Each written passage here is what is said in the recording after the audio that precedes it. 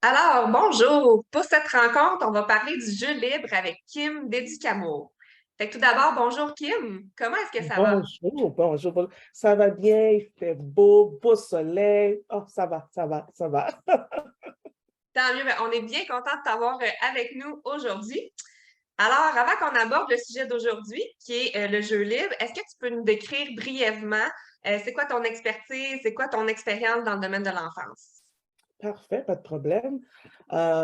Premièrement, merci beaucoup, Joanie, pour cette occasion-là que tu me permets de pouvoir me faire connaître et parler un tout petit peu de moi. Donc, Kim Desina, ça c'est mon nom et mon entreprise Educamo. Je suis maman, d'abord, maman, enseignante éducatrice aussi, ça fait plus de 20 ans à peu près. Je me spécialise beaucoup plus dans la petite enfance, OK? J'ai beaucoup plus d'expérience dans la petite enfance de 0 à 6 ans, mais je vous dirais même de 3 à 6 ans. J'ai travaillé dans tous les milieux de la petite enfance. Et puis, j'ai dernièrement, peut-être 2 ans, dernièrement, monté sur place ma propre compagnie qui s'appelle Educamo, qui est une compagnie de coaching parental. Alors, je mets l'emphase au parental parce que c'est pour les parents, j'adresse les parents. J'épaule, j'accompagne, je coach les parents dans différentes problématiques, difficultés qu'ils rencontrent avec leur enfant à la maison. Donc, c'est ce que je fais. Puis, je viens de sortir justement un petit programme qui s'appelle Gagner en autonomie pour son enfant. On va en parler un peu plus tard, mais juste pour dire un petit résumé, voilà ce que je fais. Je suis coach parental pour les parents de jeunes enfants. OK, OK, excellent. Fait que maintenant, on va aborder le jeu libre. Puis pourquoi qu'on Mm. va parler du jeu libre aujourd'hui? On en avait parlé un petit peu ensemble avant la rencontre d'aujourd'hui. C'est que pour moi, comprendre en fait le jeu libre, c'est quoi l'importance du jeu libre, ben, ça m'a aidé à libérer du temps pour moi. Puis moi, ben, je parle beaucoup de l'importance de prendre soin de soi comme parent. J'utilise souvent Mm. l'image du phare, qu'on doit prendre soin de soi pour illuminer les autres autour de nous, donc pour illuminer nos enfants. Moi, de mon côté, je me concentre vraiment sur l'adulte, sur le parent, sur tout ce qui est au niveau de la priorité, l'organisation, prendre soin de soi, tout ce qui est équilibre, tout ce qui est aussi la motivation, puis tout ça. Donc, pour moi, le jeu libre est apparu dans ma vie comme étant vraiment primordial pour non seulement me dégager du temps pour que ce soit faire des tâches à côté de mes enfants tout en les voyant s'amuser, mais des fois juste m'asseoir puis prendre quelques instants pour lire un livre, lire quelques pages d'un livre. Fait que vraiment, pour moi, le jeu libre a vraiment été quelque chose de très important dans ma vie. Puis que mes enfants pratiquent et de plus en plus parce que c'est un apprentissage constant. Mais ça a vraiment fait une grosse différence dans ma vie. Donc, c'est pour ça que je voulais en parler avec toi aujourd'hui, puis que les autres puissent entendre ce qu'on avait à dire toutes les deux.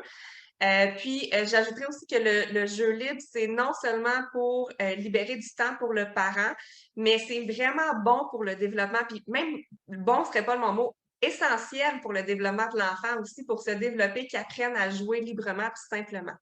Puis c'est justement ça qu'on va parler davantage avec toi, Kim. Fait que toi, est-ce que tu peux nous expliquer plus précisément c'est quoi le jeu libre?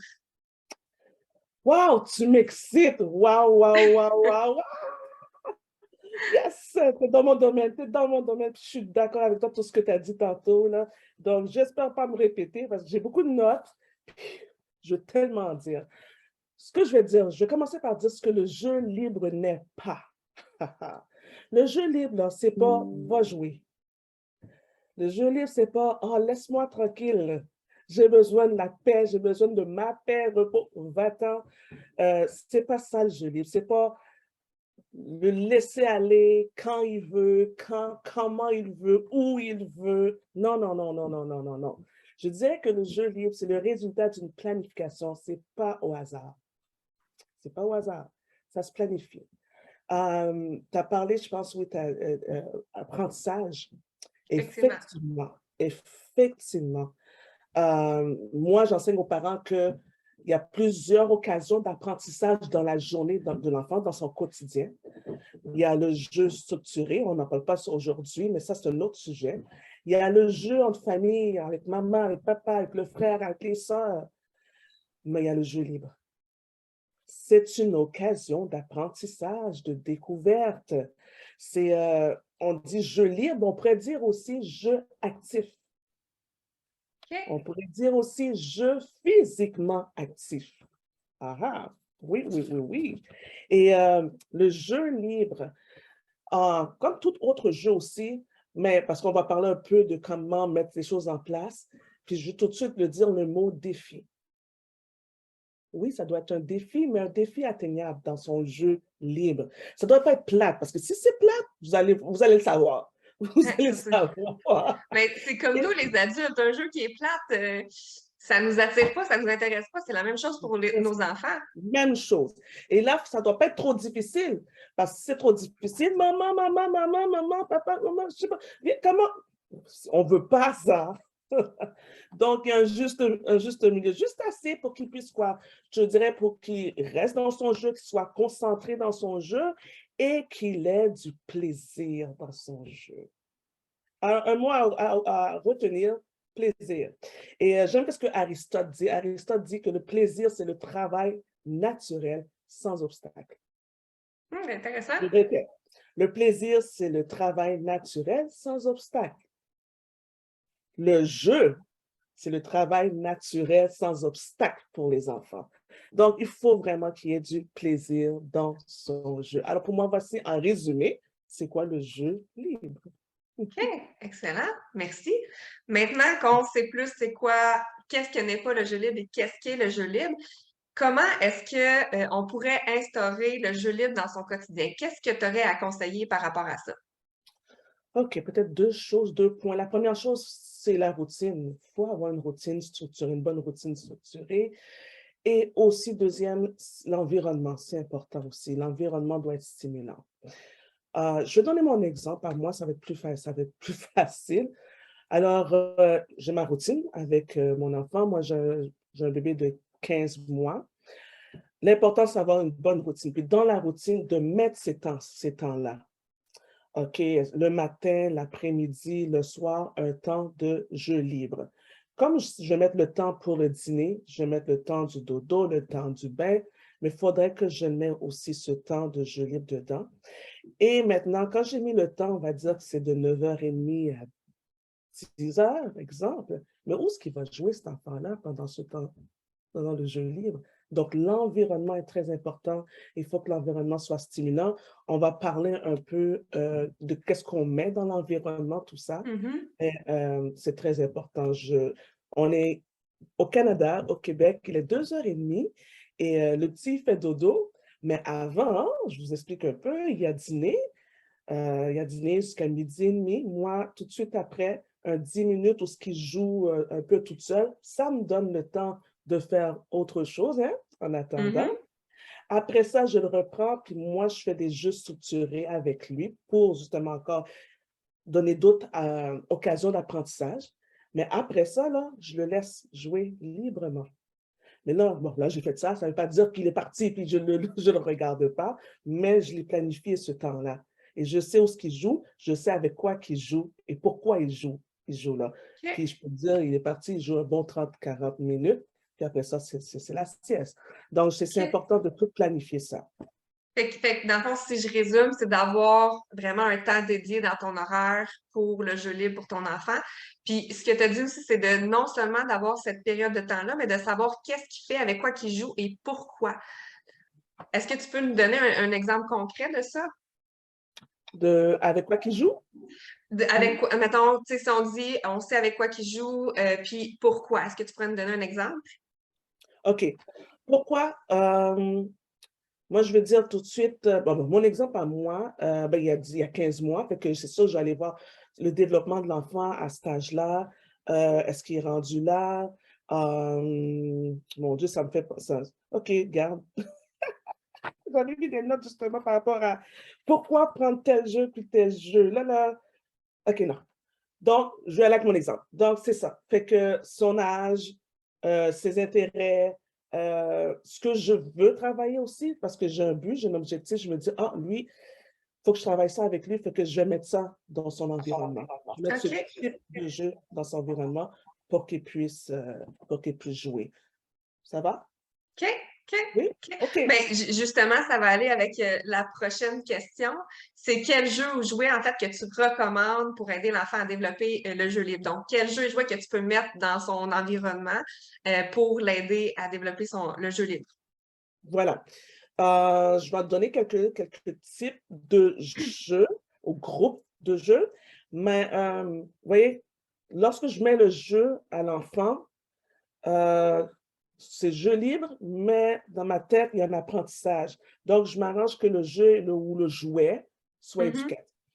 Puis pour que OK. le jeu soit éducatif, je regarde si c'est un jeu qui lui permet d'être actif physiquement. Je regarde Donc, il si bouge. qui bouge. Si ça stimule l'imagination, la créativité, ça le pousse à la découverte, je regarde ça. Et si ça correspond à ses intérêts, ça je l'ai dit un peu. Adapté à son âge et à son développement, parce qu'il peut avoir 4 ans, mais il n'est pas rendu là dans le jeu que je le donne. Même si Mhm. juste un jeu pour de 4 à 6 ans, mais ça se peut que l'enfant n'est pas rendu là. Donc, c'est pour ça que je dis oui à son âge, mais à son stade de développement. Alors, quel type de jeu? L'important, moi, je trouve que voici ma petite liste que je dis aux parents d'avoir à la maison. Il faut avoir des jeux, des jouets où ce que l'enfant va imiter. Donc, j'appelle ça les jeux de rôle. Les jeux de rôle, effectivement. Oui. Les jeux de rôle travaillent tout en plus, tout le développement de l'enfant social, affectif, global, ça travaille tout. Les jeux de rôle où ce qui va imiter papa, il va imiter maman, il va imiter le médecin, les choses de la vie qui sont autour de lui. Donc, les jeux de rôle, c'est important. Les jeux de découverte scientifique, ça marche beaucoup, c'est le fun. Les jeux de société, s'ils sont capables de le faire tout seuls, c'est un jeu tout Mhm. seul, un peu frère, un sœur, tout ça, jeux de société. Tout ce qui est à modeler, Comme la pâte à modeler. pâte à modeler. Moi, j'aime le sable. Le sable à Oui, modeler, c'est vrai. là. Le sable, comme le sable magique, ben, Oui, le vrai sable aussi. oui, puis en couleur, là, maintenant, ils le font en couleur. Ouais. Ça, c'est fun. Parce que juste le sable, là, qu'on va au parc ou on va à la plage, les enfants jouent des heures Ah oui, il joue en longtemps, là, carré de sable, c'est... hein. Voilà. Et ça stimule toute leur imagination, puis etc. Les jeux de construction, d'assemblage aussi. Les jeux d'art, parce qu'il y a des arts, bricolage, un peu dessin. Il y a des enfants qui sont attirés. Il faut aller aussi, j'ajouterai ça tout de suite, il faudrait aller aussi avec, quand je dis ses intérêts, s'il y a un talent, pourquoi pas? C'est un OK. talent, on prend quand même un projet.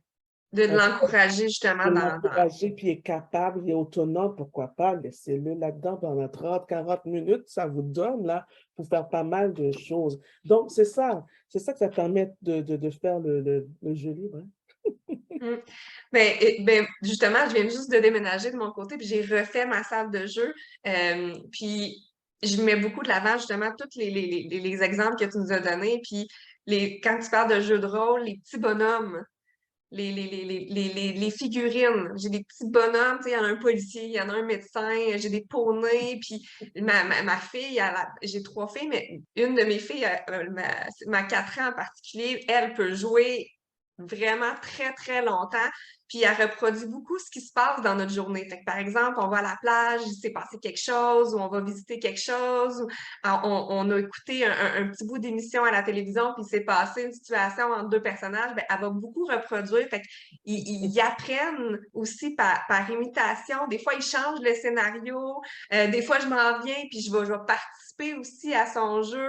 Fait que c'est tous des éléments qui sont intéressants. Fait que tous les exemples que tu as donnés, je trouve ça super pertinent pour aussi les parents qui nous écoutent, que ce soit les scientifiques, tout ce qui est la pâte à modeler, le sable qui aide à jouer.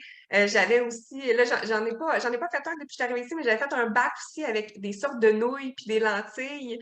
Puis j'avais mis Oui, des petits comme plats à verser. Puis je mettais des petits bonhommes, puis là, on faisait des îles. Puis ma fille, quand j'ai sorti, j'ai comme montré le tout. Puis après ça, elle a joué avec ça aussi. Fait que c'est tous des exemples qui sont intéressants pour les enfants. oui. Puis permets-moi aussi d'ajouter, parce que là, tu as parlé de ton environnement à toi. Euh, Puis chez nous aussi, je fais ça aussi. J'appelle ça des stations. Je ne sais pas si tu fais la même chose des stations. Donc, il y a la table à dessin qui est là. Ça, c'est pour l'art, des choses comme ça. Le coin Euh, bricolage. les points bricolage, j'appelle ça des stations.